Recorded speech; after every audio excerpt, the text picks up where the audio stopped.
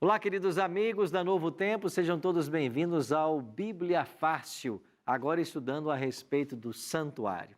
E para essa temática toda especial, foi construído aqui nos estúdios da Novo Tempo um cenário cenográfico do santuário e nós estamos aqui no pátio desse santuário. Aqui atrás está um símbolo da tenda da congregação e era nesse santuário que Deus ensinava o plano da salvação. E você é muito bem-vindo a esse estudo. Nós estamos aqui com 10 amigos que vieram aí do Espírito Santo, do Paraná, de Pernambuco e também de, quem está faltando? São Paulo. Então, esses 4 estados brasileiros enviaram representantes para essa nova temporada do Bíblia Fácil Santuário. E que bom ter a sua participação aqui também com a gente. Estamos estudando a respeito de um tema muito especial que é o santuário. Vimos semana passada que existe um santuário no céu. Esse santuário é a habitação de Deus, onde Deus é adorado. Vimos também que foi lá que o pecado se originou, quando Lúcifer quis ser maior do que Deus, e então ele foi expulso do céu, e hoje vamos dar continuidade a esse estudo do santuário. O tema de hoje é o santuário terrestre. Pega a sua Bíblia e participa com a gente. E você que está nos assistindo, você pode conhecer mais a respeito desse tema do santuário, se você pedir esse DVD que nós preparamos com muito carinho para você. É o DVD Santuário, O Caminho de Deus. Esse santuário, esse DVD foi gravado lá em Israel. São os 13 temas que nós estamos abordando aqui no programa Bíblia Fácil. É um presente da Novo Tempo para você. Quer pedir o seu? Basta então mandar uma mensagem para o nosso WhatsApp. Está aí no WhatsApp? Está aí com o WhatsApp aberto? Escreve para 12 98100 1425. Diga assim, eu quero o DVD Santuário. Você vai receber um link para você colocar os seus dados postais e nós vamos mandar para a sua casa através dos correios. Se você tem aí o telefone, você está no horário comercial, ou então liga para a gente no horário comercial, o nosso telefone é 12 21 27 3121. Você vai falar com a escola bíblica aqui da Novo Tempo. Os atendentes já estão a postos para receber a sua ligação. 12 21 27 3121. E se você está navegando pela internet, você pode acessar agora o nosso site novotempo.com/Bíblia Fácil. novotempo.com/Bíblia Fácil. Ali você vai encontrar essa arte aqui do santuário, você clica nela, vai abrir um formulário para você preencher, você vai colocar os seus dados postais, seu CEP, o endereço teu, e nós vamos mandar pelos correios esse DVD para a sua casa. Lembrando que é um presente da Novo Tempo para você e você não paga nada por isso, graças ao apoio incondicional dos Anjos da Esperança. Você que é Anjo da Esperança, muito obrigado. Você que não é ainda, você se torna um, ligando no 12 21 27 30 30, tá bem? 12 21 27 30 30 é para você se tornar um Anjo da Esperança. Semana passada, nós começamos com os nossos queridos amigos aqui a estudarmos o tema do santuário, o santuário terrestre. Esse é o tema de hoje. Então, pegue sua Bíblia e venha estudar com a gente. Aqui nos estúdios da Novo Tempo, os nossos amigos já estão aí com a Bíblia, certo? Todo mundo já tomou aí a sua Bíblia. Nós vamos agora dar continuidade ao tema do santuário, estudando o santuário terrestre. Mas antes de abrir esse livro sagrado, eu queria convidar você para que nós orássemos mais uma vez, pedindo a bênção de Deus para o estudo que agora vamos fazer. Vamos orar? Nosso Pai querido, muito obrigado por estarmos reunidos com os nossos amigos mais uma vez para estudarmos a Tua Palavra. Que o Teu bom e Santo Espírito nos assista, nos dando entendimento e sabedoria para compreender esta importante doutrina da Bíblia e a sua aplicação para a nossa vida pessoal. Oramos em nome de Jesus. Amém. Pegou aí sua Bíblia? Vimos semana passada a respeito do santuário celestial. Estão lembrados? existe um santuário no céu. Esse santuário é a casa de Deus, a habitação dele. O santuário é o local onde Deus é adorado. Eu falei sobre a visão do trono, né? Que Isaías teve lá no capítulo 6 de Isaías, João teve no capítulo 4 e 5. Deus é adorado. Em Apocalipse 4, Deus é adorado pelos 4 seres viventes, pelos 24 anciãos e por milhares de anjos que circundam o trono. Então, o santuário era um local também de adoração. Aí vimos a origem do pecado, que surgiu de uma forma inexplicável e ilógica no coração de um anjo que era perfeito, surgiu a imperfeição. Esse anjo, de alguma forma, desejou ser maior que o seu Criador. Lembra da palavra do profeta? Que disse esse anjo: subirei acima das mais altas nuvens, acima das estrelas de Deus exaltarei o meu trono e serei semelhante ao Altíssimo. Olha o que quis esse anjo. Interessante que esse anjo tornou-se Lúcifer, né? Tornou-se Satanás, foi expulso do céu. Nós vamos ler hoje um verso que fala a respeito da expulsão desse anjo do céu e dessa forma o ser humano foi envolvido. Então, vimos semana passada que o santuário tornou-se o centro do grande conflito cósmico entre o bem e o mal. Você que está me assistindo em casa, né, você sabe que nós estamos vivendo dentro de um grande conflito. Pastor, que grande conflito é esse? Existem forças do bem e forças do mal batalhando pelo domínio da sua vida. Se você acha que as coisas acontecem nesse mundo por acaso, você está muito equivocado. Nada é por acaso nesse mundo. Todo ser humano, quando vem a esta terra, quando nasce, ele está envolvido dentro de um conflito. De um lado está Deus e os seus anjos querendo salvar você. Do outro lado está o diabo e os seus demônios querendo acabar com você, levar você à destruição. E por que o diabo quer tanto destruir as pessoas? Por que o diabo não quer que o ser humano viva eternamente? É porque um dia ele tinha esse privilégio e ele perdeu. Um dia ele morava na presença de Deus e de lá foi expulso. É por isso que ele odeia tanto a Deus. E ele odeia também as criaturas de Deus. E ele odeia você. E sabe qual é a propaganda mais enganosa e que o diabo tem tido grande sucesso? É ensinar por aí que ele não existe. E as pessoas até ficam por aí ensinando, né? Ah, não existe nada de diabo, não existe nada de mal, as coisas são por acaso. Olha, a Bíblia ensina totalmente diferente para nós. Ensina que esse inimigo é real, que ele nos odeia, que ele quer nos destruir e se você não se apegar a Deus, finalmente ele vai conseguir isso. Então aqui estamos para que esse livro nos revele isso. E nós vimos então que o diabo surgiu no coração desse anjo e ele foi expulso do céu. Olha o que escreveu o Apocalipse, capítulo 12, versículo 9. Quer abrir na sua Bíblia aí? Abra comigo aí, o último livro da Bíblia. Apocalipse, capítulo 12, olha para o versículo 9. Na Bíblia que estamos usando aqui na Novo Tempo, página 835, página 835.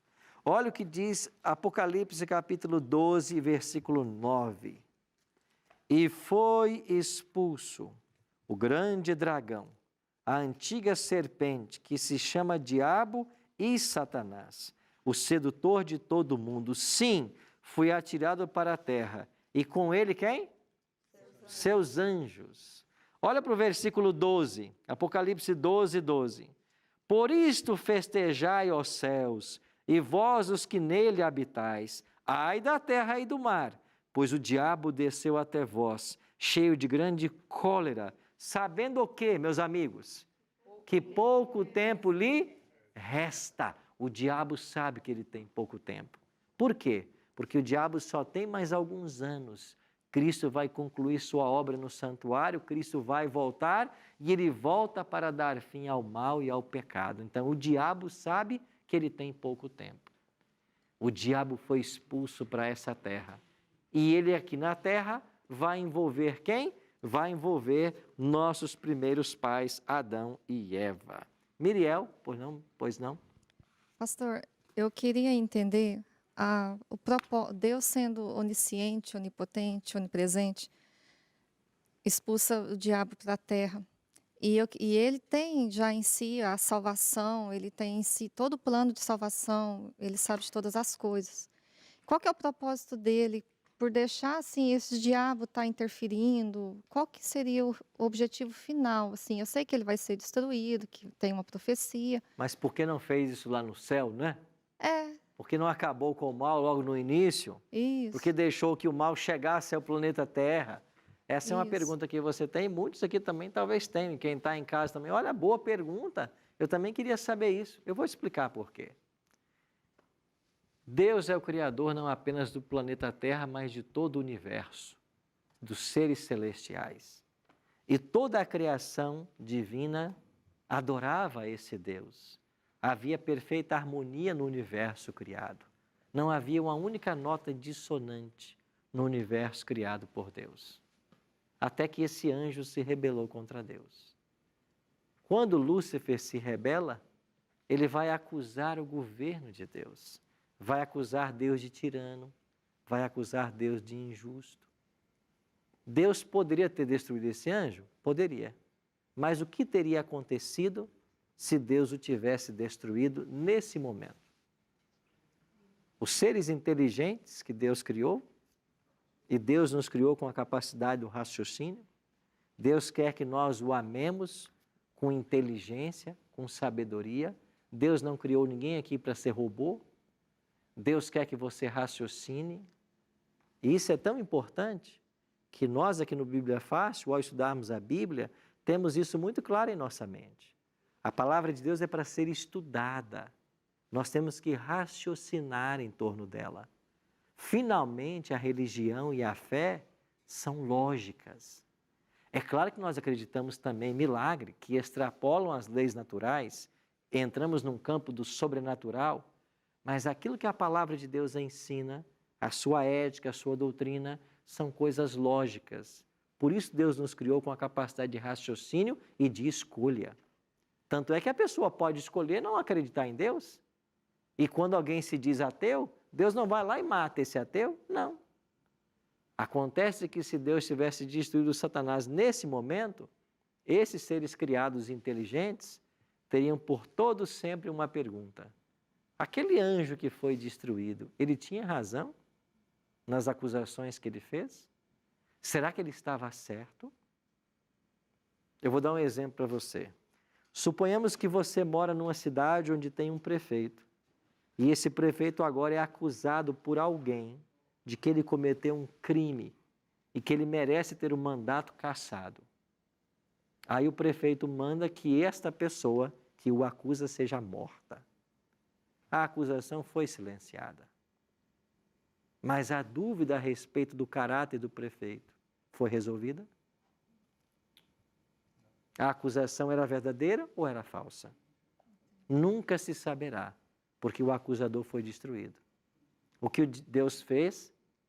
Permitiu que o diabo continuasse sua rebelião, permitiu que o mal amadurecesse, para que ficasse patente para todo o universo quem é Deus e quem é Satanás.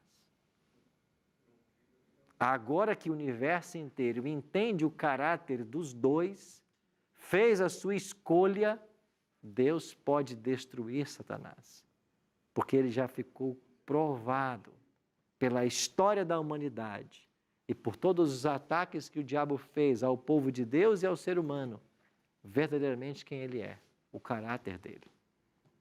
E diferente do que muitos pensam por aí, que o diabo não existe, ou de que o mal é apenas o que está no coração do homem. Não, esse livro ensina que ele é real, que ele quer destruir a humanidade, ele tentou destruir o próprio Cristo. O Apocalipse diz que ele agora ataca o povo de Deus. Foi por isso que Deus não o destruiu nesse momento. E o que nós vemos hoje é a maturação do mal. O diabo conseguindo avançar e as pessoas que estão aí aceitando serem subordinadas a ele, se parecem com ele, fazem as coisas ruins que ele começou a fazer. É por isso que a Bíblia ensina que todo o pecado e todo ser humano, quando comete pecado, tudo isso tem a sua origem no pai da mentira, no originador do pecado, no originador da maldade, porque o ser humano se deixou influenciar. Então foi por isso que Deus não destruiu o diabo. E este casal que Deus havia criado, Adão e Eva, nossos primeiros pais, de acordo com esse livro, eles viviam num paraíso perfeito. Deus criou o homem para viver eternamente feliz. Deus não criou o homem para morrer, não criou o homem para sofrer. Agora, o diabo aproximou-se de Eva no momento que ela estava sozinha e engana Eva. Olha o que diz Gênesis 2, 16 e 17. O Senhor Deus lhe deu esta ordem: de toda árvore do jardim comerás livremente, mas da árvore do conhecimento do bem e do mal não comerás, porque no dia em que dela comeres, certamente o quê?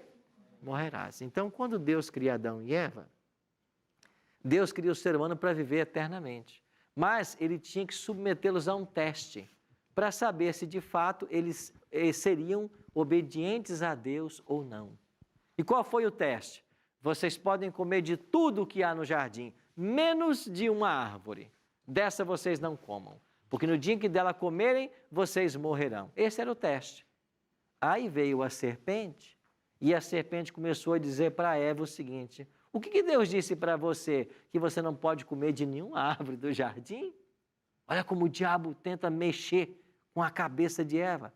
Ela disse não. Ele disse que a gente pode comer de tudo, não pode é da árvore do conhecimento do bem e do mal. E o diabo disse, não, você pode comer. É porque Deus sabe que no dia que você comer do fruto dessa árvore, os olhos de vocês se abrirão e vocês serão como Deus, conhecedor do bem e do mal. E o diabo pintou para Eva que seria uma coisa muito boa, os resultados. E o que aconteceu? Você sabe o final da história. Eva comeu, levou para Adão, foram enganados pela serpente, e a palavra de Deus dizia o quê? Come, tem que morrer. Qual é o resultado agora do pecado? É a morte. Vocês agora estão fadados à morte. Antes de prosseguir aqui, Ana. Eu queria fazer a pergunta, por que quando a Eva comeu a fruta, não aconteceu nada? E sim, só aconteceu quando ela entregou para o Adão e o Adão a consumiu. A ordem de Deus foi para o casal. No dia em que vocês comerem, e quando Deus cria Adão e Eva, Ele fez homem e mulher. E os dois se uniram e se tornaram uma só carne. Então você tem em Adão e Eva os primeiros pais da humanidade, os representantes da humanidade. E então foi quando Adão também participou, quando o casal errou, que então Deus veio para trazer a notícia de que ele tinha uma solução. E se Eva tivesse comido e Adão não tivesse? Eva teria morrido e não Adão. Ou Deus teria feito um plano para salvar Eva, como de fato fez para salvar os dois. Acontece que o homem, olha como é interessante, o homem amou mais a criatura do que o Criador. E ele pensou assim, eu ficar sem Eva, eu não vou. O que Deus fizer com ela, vai ter que fazer comigo também. E ele foi e comeu. Amou mais a criatura do que o Criador. Agora, quando eles comeram do fruto, o que diz o livro de Gênesis? Eles perceberam que ambos estavam nus. Por quê? Porque Adão e Eva não estavam com vestes até esse momento. Era uma glória de Deus que repousava sobre eles. Eles estavam revestidos com a glória de Deus. Mas quando eles cometeram um ato de desobediência, que foi o pecado, perdeu-se essa glória. E eles perceberam que estavam nus. Mas interessante que no mesmo momento que surge o pecado, também Deus manifesta a sua graça. E olha o que diz Gênesis 3, 21. Fez o Senhor Deus vestimenta de peles para Adão e sua mulher e os vestiu. Então, a primeira veste que Adão e Eva usaram no jardim do Éden foi confeccionada pelo próprio Deus. Agora, Deus, para vesti-los com a pele de um animal, esse animal teve que morrer. E aqui é a primeira manifestação da graça. Vocês pecaram e estão nus. E para que vocês não estejam nus, um animal teve que morrer. Isto aponta para o plano que eu estabeleci para que vocês sejam salvos. Alguém vai morrer no lugar de vocês. E quando nós chegamos em Gênesis 3,15, você tem aí a primeira promessa do Evangelho, quando Deus diz assim: eu vou colocar inimizade entre você, Eva, e a serpente. Um dia a serpente vai ferir o calcanhar do seu descendente, mas o seu descendente, Eva, vai esmagar a cabeça da serpente. E quem é o descendente prometido? Em Gênesis 3,15. É Jesus. Então aí, Gênesis 3,21, Gênesis 3,15, nós temos a promessa de um Messias Salvador. E a partir daí, Adão foi orientado a realizar sacrifícios. E todos os sacrifícios apontavam para a vinda de quem? De um Messias Salvador. Todos os sacrifícios. Irmã Maria, pois não? Pastor, se Eva tivesse resistido ao convite de Satanás, poderia não ter acontecido o pecado e ter vivido junto aqui na Terra Lúcifer e a família, e a gente não ter dado esse pecado? Se Adão e Eva não tivessem pecado, todos os descendentes da humanidade teriam nascido santos. E nós teríamos vida eterna como Deus intencionou para a humanidade. Isso não incluía Satanás. Satanás teve as suas oportunidades enquanto no céu. Quando finalmente ele foi expulso, é porque ele já havia resistido a todos os apelos divinos para que voltasse atrás. Então, quando o diabo peca, também a ele é dado uma oportunidade de se arrepender, de não levar avante o seu plano de rebelião, mas quando ele finalmente decide levar avante, ele teve que ser expulso para que a ordem do universo fosse mantida. Então, o ser humano e o diabo nunca estiveram no mesmo patamar. O ser humano estava sendo criado e quando ele erra, um plano foi feito para que ele pudesse ser salvo. Então, o diabo não estava nesse mesmo patamar do que a humanidade. E acontece hoje com a humanidade o quê? Quem aceita o plano da salvação vai ser salvo. E quem rejeita o plano da salvação? Vai ser destruído, vai passar pela morte eterna. Então, hoje, todo ser humano está fazendo as suas escolhas. Eu e você estamos todos os dias fazendo escolhas. Se eu quero viver eternamente ou se eu quero morrer eternamente. E qual é a grande solução divina? É a morte de um substituto. Você pecou, tem que morrer, mas você não precisa mais morrer porque alguém morreu no seu lugar. É por isso que nós ensinamos que a morte de Cristo no Calvário, ela é substitutiva, ela é vicária. Ele morreu para que nós não morrêssemos. A segunda morte. Ok, Maria? Então, os sacrifícios apontavam para a vinda do Messias. E quando deu sequência à história humana, toda vez que um animal era sacrificado, era pregado: um dia o Messias virá. O descendente da mulher virá para garantir a nossa salvação. Chegamos à época dos patriarcas e dos profetas.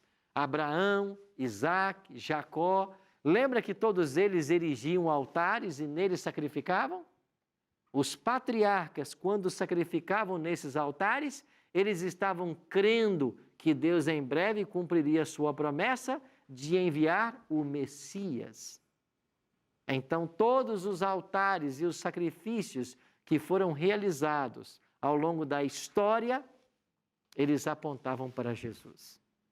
Quando chegamos no tempo de Moisés, e nós vimos esse texto semana passada, o que Deus disse para Moisés? Moisés, me faça o quê? Um santuário.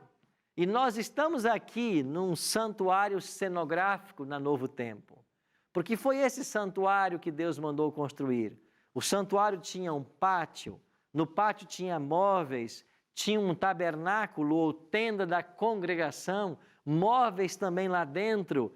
E por que Deus mandou que Moisés construísse esse santuário? Porque Deus queria ensinar o Evangelho para o povo dele através do santuário. O que é o santuário? O Evangelho em símbolos. E nós vamos hoje e semana que vem aprender melhor a respeito destes símbolos e como que o Evangelho foi pregado no Antigo Testamento, antes da encarnação de Cristo. Pastor, eu tenho uma dúvida. Quando ocorria o sacrifício, nós entendemos que o cordeiro, o animal que estava sendo sacrificado, era para a remissão dos nossos pecados, Aham. certo? Eu posso estar muito enganada, mas eu já escutei que, não estou enganada, porque Jesus levou para si todos os nossos pecados. Quando isso aconteceu, de alguma forma, ele se tornou um ser impuro, maldito, não sei se essa palavra, por receber todos os nossos pecados? Claro que sim. E aí ele desceu ao inferno? Não. Olha o que diz a sua Bíblia. Abra comigo no livro de Gálatas. Dá uma olhadinha. Olha o que escreveu o apóstolo Paulo na sua carta aos Gálatas, capítulo 3. Deixa eu achar a página 784.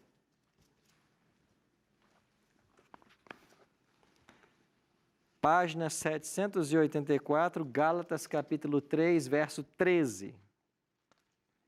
Cristo nos resgatou da maldição da lei. O que é maldição da lei? Qual é a maldição da lei? A morte. A maldição da lei é a morte, porque quem peca tem que... O que disse Deus para Adão e Eva? No dia em que vocês comerem dessa árvore, vocês morrerão. O que Paulo ensinou sobre a morte? O salário do pecado é a morte. Aí Paulo vem dizer assim, Cristo nos resgatou da maldição da lei. Eu estava condenado à morte, essa era a minha maldição. Ele me resgatou. Aí continua o verso. Porque, fazendo-se ele próprio maldição em lugar de quem? Em nosso lugar. Ele se fez maldição em nosso lugar. Continua. Porque está escrito, maldito todo aquele que for pendurado no madeiro. Quem é Cristo no madeiro? O maldito de Deus. E por que ele é maldito? Porque ele assume os nossos pecados. Por que Jesus teve que morrer a morte de cruz? Porque ele assumiu o nosso pecado. Ele não cometeu, mas ele assumiu. Ele não tinha pecado, mas ele pagou o preço. Por isso que ele teve que morrer. Então veja, Cristo tornou-se maldição em nosso lugar.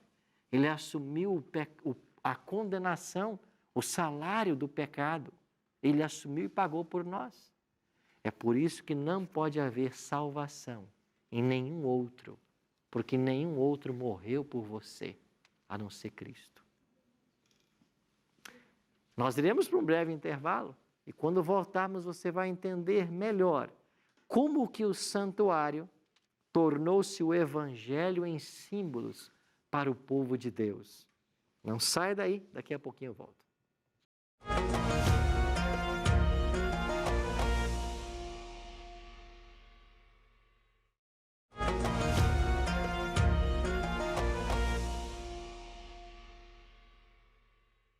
Estamos de volta com o programa Bíblia Fácil. Eu tenho em minhas mãos aqui um presente para você. Esse aqui é o DVD Santuário, O Caminho de Deus. É um presente que a Novo Tempo oferece para você. Basta você ligar para nós em horário comercial, lembrando sempre, 0 operadora 12 21 27 3121, fazer um breve cadastro. Ou você pode agora, se você está aí no WhatsApp, mandar uma mensagem para nós. O nosso número de WhatsApp é 12981001425. Diga assim, quero o DVD Santuário. Você vai receber aí um link, onde você vai colocar os seus dados postais e nós vamos mandar esse DVD para a sua casa. Você também pode pedir esse DVD pela internet. Basta acessar o site novotempo.com/bibliafácil, clicar nessa imagem que lá aparece e você preenche os dados postais e mandamos para a sua casa. Por falar nesse site, novotempo.com/bibliafácil, Lá você vai encontrar o programa de semana passada e todas as temporadas anteriores do Bíblia Fácil. É nesse site que a gente deixa todos os programas guardados e você pode revê-los a hora que você quiser, tá bem? Quando terminamos o primeiro bloco, estávamos falando que Deus orientou Moisés a construir um santuário no deserto. E o povo respondeu de forma muito positiva. E eles trouxeram tudo o que precisava para que o santuário fosse erguido. E lá no deserto foi erguido então um santuário. Esse santuário que foi construído aqui, no qual nós estamos dentro do pátio, depois tinha aqui o tabernáculo, ou também chamado de tenda da congregação, é uma réplica, tentamos fazer aqui uma réplica daquilo que era lá no deserto. O pátio que nós estamos aqui, ele tinha que tamanho? Ele tinha 100 côvados de comprimento e 50 côvados de largura. Um côvado é a medida que vai do cotovelo até a ponta dos dedos. Isso é um côvado na Bíblia. Como o braço de um homem varia de tamanho, o côvado também não tem um tamanho muito definido. Às vezes pode ser 42 centímetros, às vezes 46 centímetros. Vamos para arredondar e para ficar didático, pensar que um côvado tinha 50 centímetros. Então, qual era o tamanho do pátio? Ele tinha 50 metros de comprimento e ele tinha 25 metros de largura. Esse era o tamanho do santuário, do pátio do santuário terrestre. E era dentro desse pátio que foi construído o tabernáculo. Então você vai encontrar em Êxodo 27 as dimensões desse pátio. Nesse pátio nós tínhamos 2 móveis. E aqui também, nos estúdios da Novo Tempo, foram construídos esses móveis. O primeiro está aqui, quero mostrar para vocês, era a pia com água. A nossa também tem água, ó. Dá para mostrar aqui, ó. A nossa pia também tem água, viu? Aqui o sacerdote se lavava antes de oficiar no outro móvel ou antes de entrar para dentro da tenda. Então, o primeiro móvel era a pia. O segundo móvel que nós tínhamos no pátio era este móvel aqui, o altar de holocausto. Qual era a dimensão do altar de holocausto? 5 côvados de comprimento, 5 de largura e 3 de altura. Transformando isso para metros, que fica fácil para a gente, ele tinha mais ou menos uns 2,5 metros de largura e comprimento, logo ele era quadrado, 2,5 metros de cada lado, e ele tinha 1,5 metro de altura. Estas eram as dimensões do altar de holocausto. Então, no pátio, haviam aqui esses 2 móveis. Nós vamos aprender semana que vem a respeito do Evangelho em símbolos, e você vai entender que tudo que tinha no santuário, inclusive os móveis, eles apontavam para Jesus. Por hoje, vamos tentar entender para que serviam esses móveis no santuário. Então, o pátio servia apenas para receber aqui os pecadores.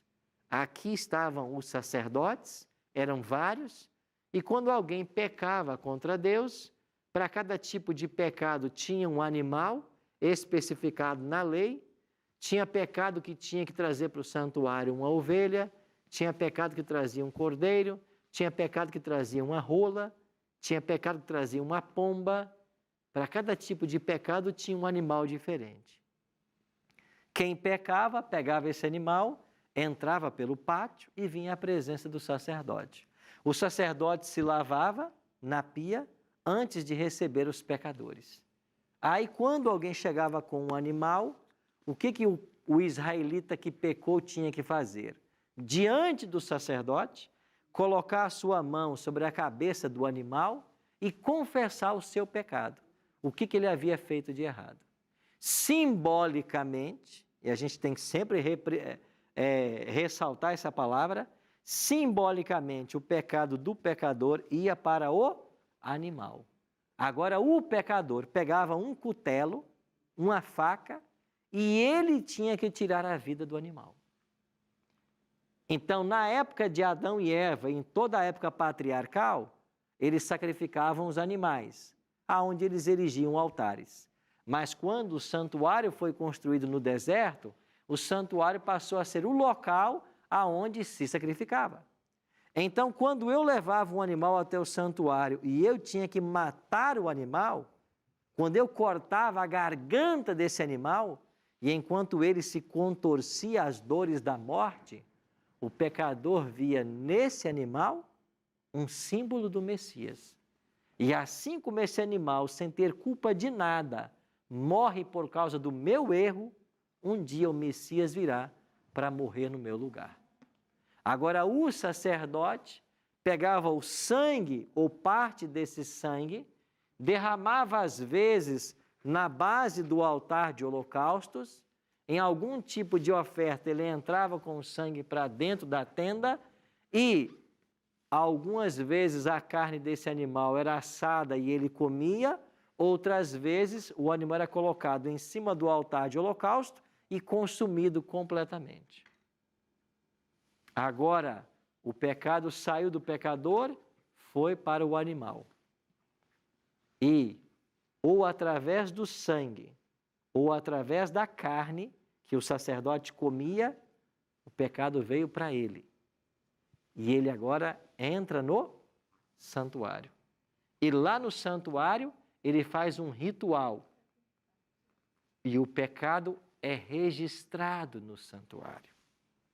Todo dia, através do ritual dos sacerdotes, o pecado era levado para o santuário. Então, o que Deus queria ensinar com isso? Que quando você peca, você tem que morrer. Mas Ele tanto amou você, que Ele providenciou um substituto. E esse animal que você está matando para que você não morra, aponta para o Messias que um dia virá morrer por você. Então, o seu pecado passa para o animal.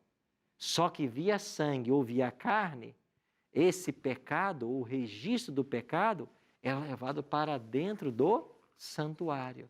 E lá ele ficava registrado. É por isso que uma vez por ano tinha que haver a purificação do santuário, porque os pecados se acumularam ao longo de todo o ano. E uma vez por ano acontecia a purificação ou a expiação do santuário. Então, aqui no pátio, você tinha a pia e tinha também o altar. Vamos agora entrar no primeiro compartimento, que é o local santo. Mas antes de entrarmos, Luiz Carlos, por favor. Pastor Arilton, essa pergunta pode ser que também nós aqui teremos dúvida e até nossos telespectadores, né? Eu queria entender, como nós falamos a semana passada, sobre o santuário celestial. Uhum. E todos os atos que tem no santuário terrestre, o senhor havia dito que tem no santuário celestial. Mais ou menos isso, né? Certo. E o senhor está dizendo, então, que todos os pecados que se cometiam, eles seriam levados aí para dentro do santuário. Uhum. Né? E aí teria um dia para acertar isso aqui no santuário terrestre. Ok. O dia da expiação. Exatamente. Como a gente entende essa analogia no celestial? Ok.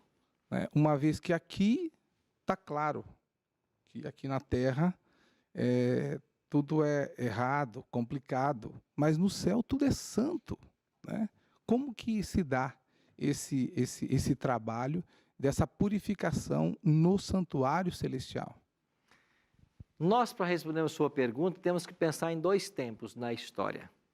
Há uma relação entre o santuário terrestre e celestial, há uma relação estrutural e uma relação funcional. É assim que eles se relacionam. O santuário celestial serviu de modelo para o terrestre. Esta é uma relação estrutural. Por quê? Porque lá no céu tem um santuário, na terra também foi feito um. Esse santuário tem 2 compartimentos, o da terra também tem. Esse santuário tinha móveis, o da terra também tinha que ter os móveis. Isso é relação estrutural. Agora, o que é relação funcional? Aquilo que se passava no santuário terrestre vai se passar no celestial. Por isso que a questão do tempo é importante. Porque na relação estrutural, o santuário celestial oferece o modelo.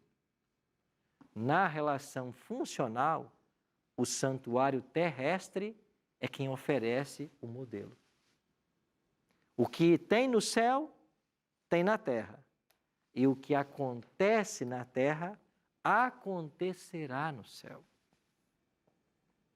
Então, se na terra o pecado do israelita era levado para o santuário e o contaminava, quer dizer que em algum momento o pecado do ser humano é levado para o santuário celestial e também o contamina.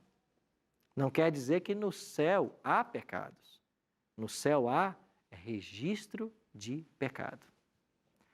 Olha para a praticidade do Evangelho hoje. Quando nós pecamos, você vai a quem para pedir perdão? Você vai a Cristo. Então o israelita ia até o sacerdote. Nós vamos a Cristo, que é nosso sacerdote. O israelita confessava o seu pecado.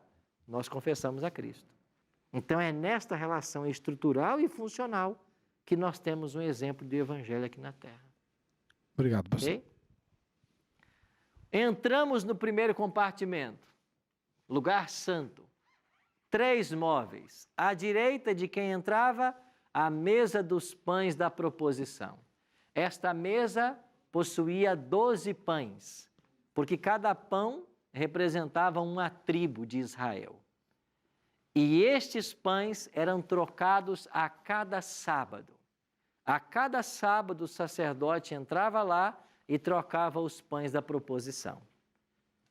À esquerda de quem entrava estava o candelabro, com 7 lâmpadas.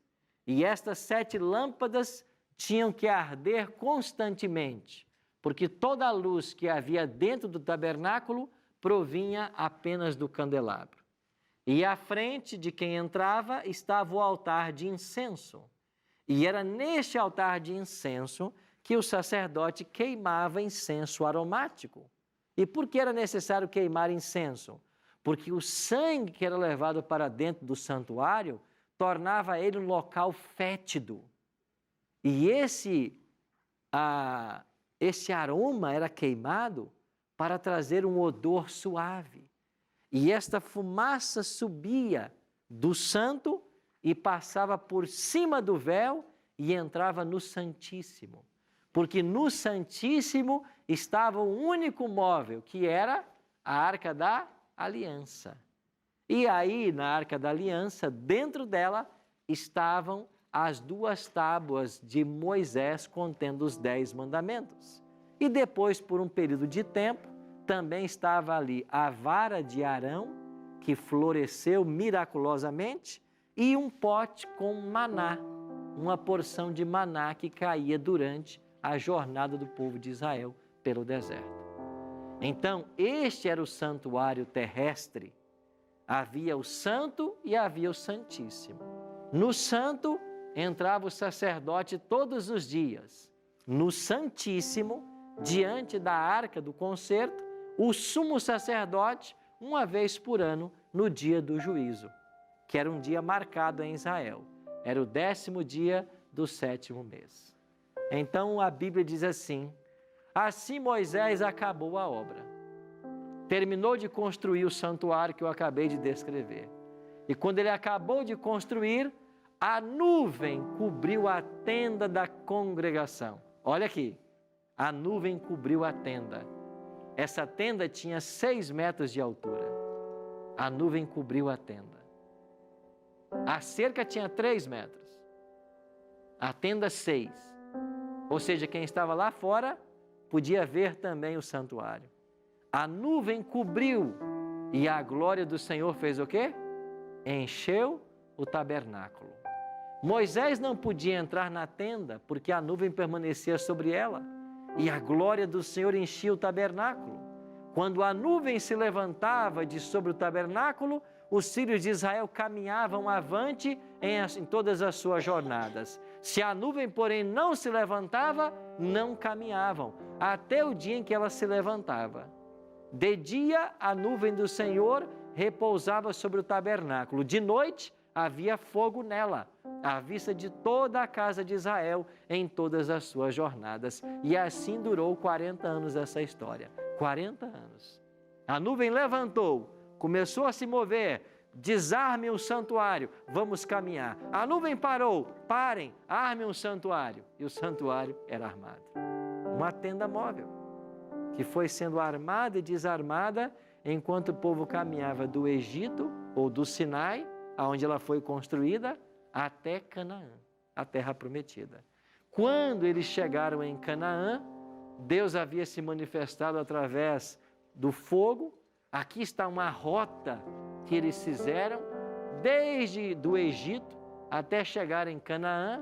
E quando eles chegam em Canaã, Josué diz assim: reuniu-se toda a congregação dos filhos de Israel, aonde? Em Siló. Eu estive em Siló há um tempo atrás, gravando esse DVD que a gente oferece aqui. Eu fui lá em Siló, e aqui estão as ruínas do sítio arqueológico de Siló. E foi aqui, nestas ruínas, que o santuário de Moisés finalmente foi montado de forma definitiva. Aí está a terra de Canaã. A primeira capital do povo de Deus foi Siló. E por anos, essa tenda esteve aqui. E dentro da tenda, a arca da aliança. E dentro da arca, as tábuas de Moisés. Um dia, Davi falou assim: eu quero fazer uma casa para Deus. Deus disse: você não, você é um homem muito sanguinário, mas eu vou deixar o seu filho fazer. E Salomão fez o quê? Construiu um grande templo, o Templo de Salomão. No ano 605 a.C., Nabucodonosor invadiu Jerusalém. Invadiu uma segunda vez e uma terceira. E na terceira invasão, em 586 a.C., esse templo foi destruído. Ele foi reformado nos dias de Neemias e Esdras, e ele tornou a ser reformado nos dias de Herodes. E quando Cristo veio, esse foi o templo que ele conheceu, reformado, chamado agora Templo de Herodes. Esse templo foi destruído no ano 70 de nossa era. E de lá para cá, não temos mais um templo. A nação de Israel não teve mais um templo. Mas por mais de 1000 anos, o santuário, a tenda no deserto e o santuário construído em Jerusalém, eles eram o evangelho para o povo. E através de todos os rituais que aqui aconteciam, o povo aprendia de um Messias vindouro. É por isso, meus queridos amigos, de que só há salvação em Cristo Jesus. Porque Ele é o Cordeiro de Deus que tira o pecado do mundo. Como disse João Batista, em João 1:29. Eis o Cordeiro de Deus que tira o pecado do mundo. E eu e você só podemos ter salvação em Jesus. Queria que você pensasse nisso. Wesley está aqui para louvar a Deus conosco. E enquanto ele louvar, eu queria que você e eu fizéssemos esta oração.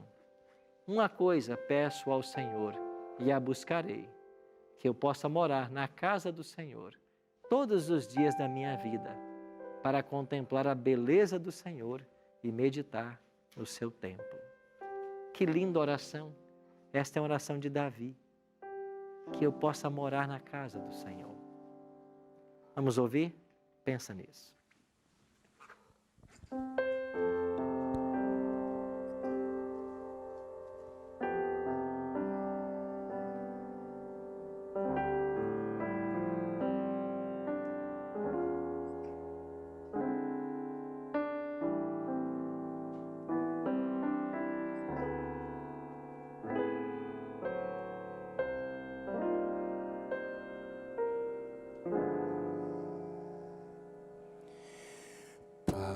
Só em Jesus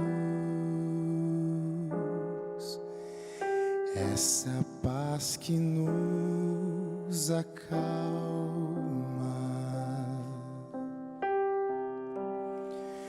é descanso para a alma, é a verdadeira luz. Paz só em Jesus, porque a paz que dele vem é a força que contém o perdão que vem da cruz.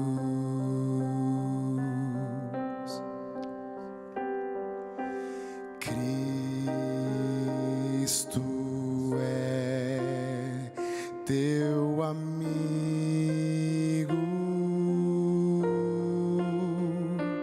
a tua força ele renova,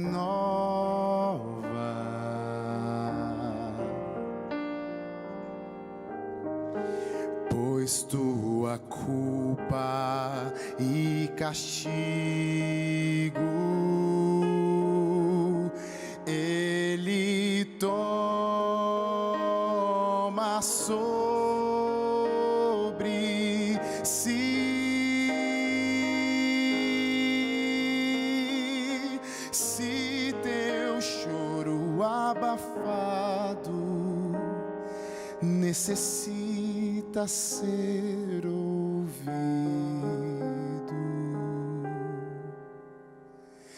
Jesus vê o teu estado e ele vem chorar contigo.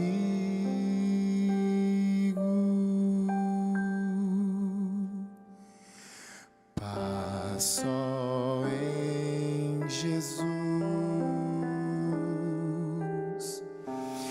essa paz que vem do amor, paz que cura nossa dor, nos anima e nos conduz.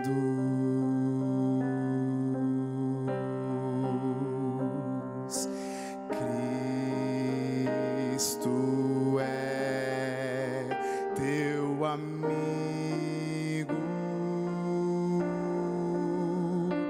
a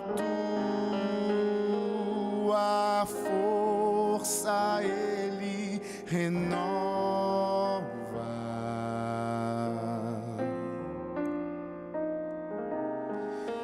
pois tua culpa e castigo ele toma sobre si.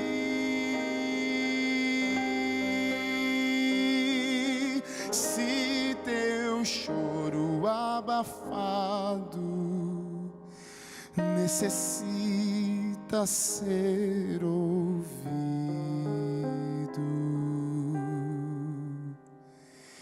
Jesus vê o teu estado e ele vem chorar contigo.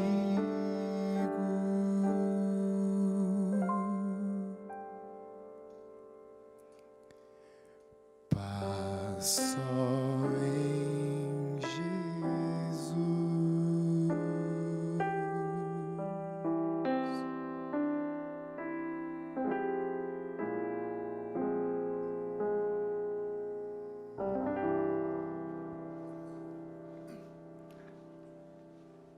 Obrigado, Wesley. Paz só em Cristo. E ele morreu no meu e no seu lugar. Se tornou o nosso sacrifício. E o santuário era esse ensino.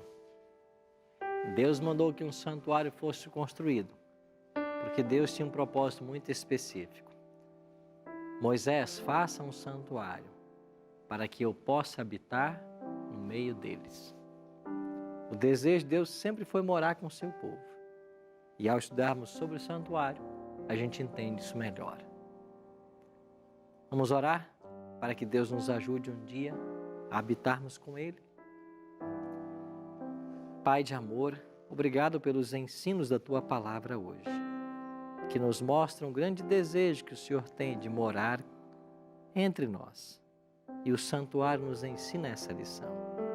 E muito obrigado pela Tua promessa, de João 14, 1-3, de que Jesus nos fez, de que Ele iria preparar moradas na casa do Pai. Que breve o Senhor volte para nos buscar e que nós sejamos salvos. Oramos em nome de Jesus. Amém. Obrigado, amigo, por estar presente no estudo de hoje. E semana que vem a gente se encontra para mais um estudo.